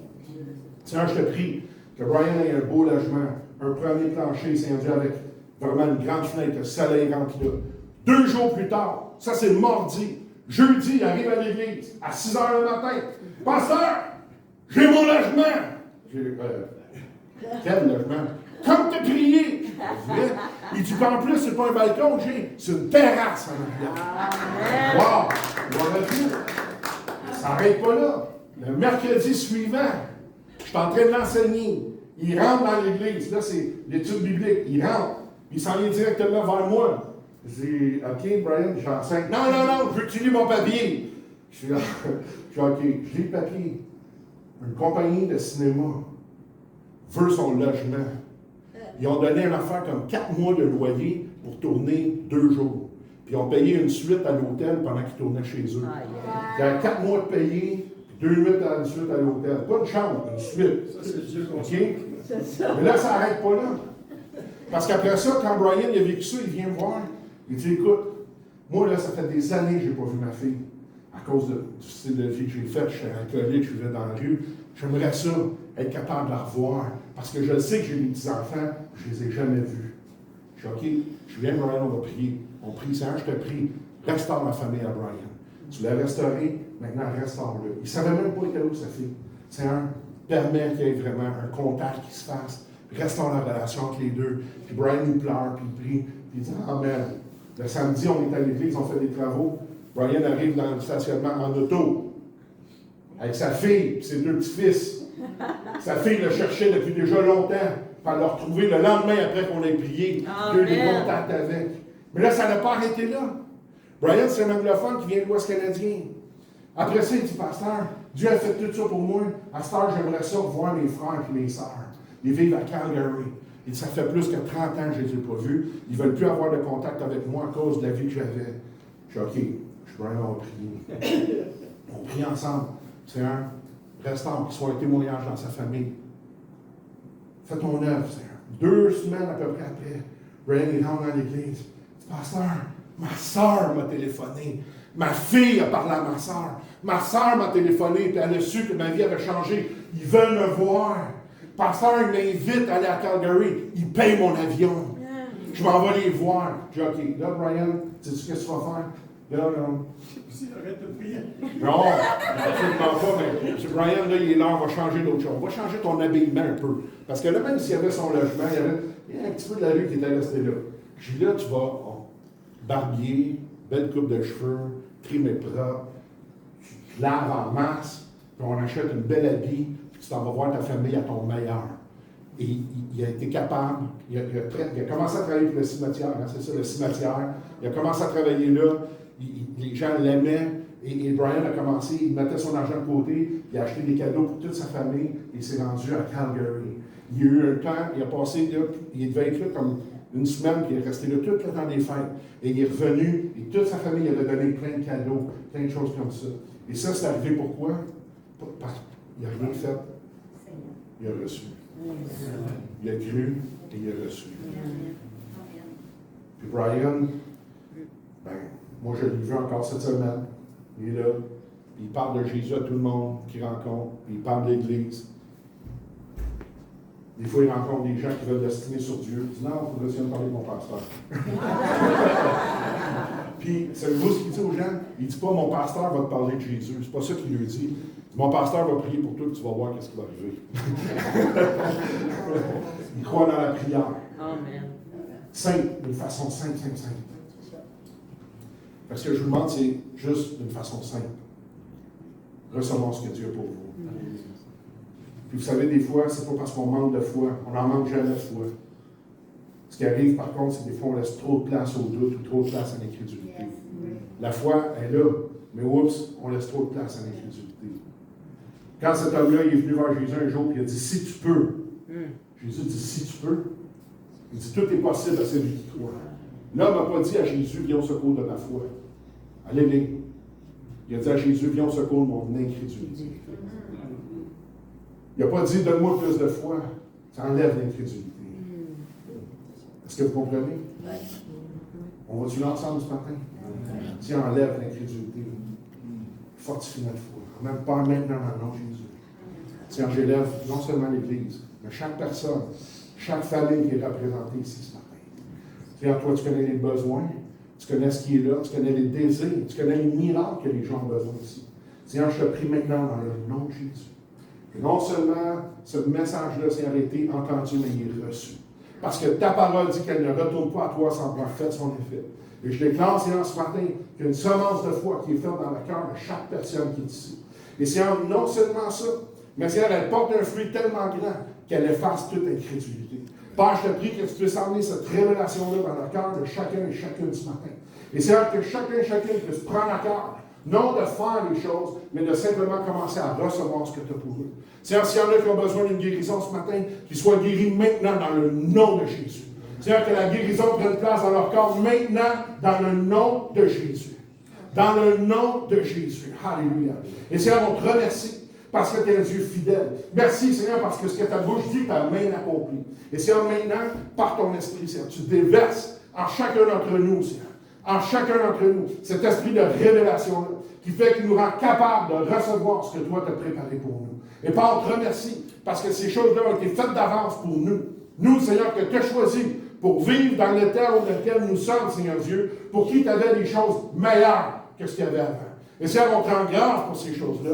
Et merci pour la portion de foi que tu as déversée en nous. Maintenant, Seigneur, qu'on soit fortifiés, qu'on puisse grandir dans cette foi-là, qu'on puisse être affermis, Seigneur, et apprendre à l'utiliser, sachant que tout nous vient de toi. Seigneur, on te remercie parce qu'on est en toi plus que vainqueurs. Ta parole dit qu'on n'est pas la queue, nous sommes la tête. Et Seigneur, c'est ce qu'on déclare qu'on est aujourd'hui. Seigneur, on déclare qu'on est en santé, qu'on a la santé divine en nous. On déclare, Seigneur, qu'on ne manque de rien en rien, que nos familles manquent de rien, que l'Église manque de rien. Et Seigneur, c'est toi qui pourvois. Parce qu'on reconnaît que tout ce qu'on a, ça nous vient de toi. Et toute l'honneur, la gloire, Seigneur, revient à toi seul, parce que toi seul en es digne. Et Seigneur, on finit en disant merci. Merci de nous avoir choisis pour être tes enfants. Merci de nous avoir choisis pour manifester ta gloire, Père. Et c'est dans le nom de Jésus qu'on prie. Amen. Est-ce qu'on va prendre les semaines? Je laisse avec ceci.